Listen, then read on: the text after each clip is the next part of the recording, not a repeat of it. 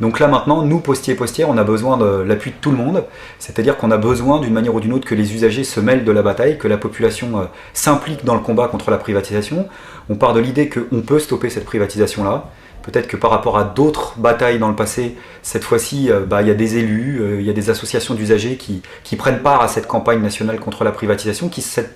sentent peut-être plus concernés encore que sur d'autres dossiers, parce que c'est vrai que dans pas mal de zones rurales et quartiers populaires, si on retire le bureau de poste, il reste franchement plus rien, et c'est une privatisation qui arrive à la fin d'un cycle, qui arrive à un moment où on peut faire le bilan de toutes les privatisations précédentes, France Télécom, EDF, j'en passe et des meilleurs, et on voit surtout le drame des privatisations dans les autres pays européens, où non seulement il y a eu des suppressions d'emplois massives, mais il y a eu une augmentation des tarifs. Donc c'est pour ça qu'on peut avoir un vrai mouvement d'opinion, un vrai mouvement de la population.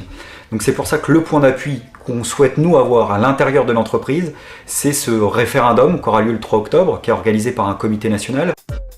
Ce comité national, il regroupe tous les partis de gauche, tous les syndicats, de nombreuses associations, ce qui fait qu'un peu partout en France, devant les mairies, devant les bureaux de poste, il va y avoir des urnes qui vont être tenues et on demandera à la population d'aller mettre un petit bulletin de façon nominative pour faire finalement ce référendum auquel on n'aura pas eu droit. Nous, on va être ambitieux, c'est clair que s'il y a 1 million de personnes qui prennent part à ça, ce sera qu'un point d'appui pour la mobilisation, mais ce sera un point d'appui extrêmement important et on sent que la mayonnaise elle est un peu en train de monter.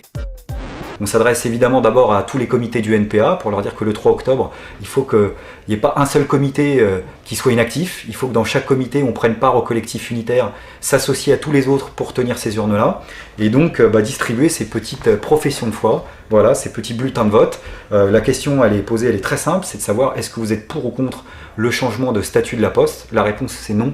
évidemment, pour ceux qui n'auront pas suivi. Mais en tous les cas, vous avez 2 cases, une oui, une non, et on demande aux gens de façon nominative de se prononcer. Et puis, s'il y en a qui sont dans des comités un peu isolés, où il n'y a pas encore d'initiatives unitaires qui sont prises,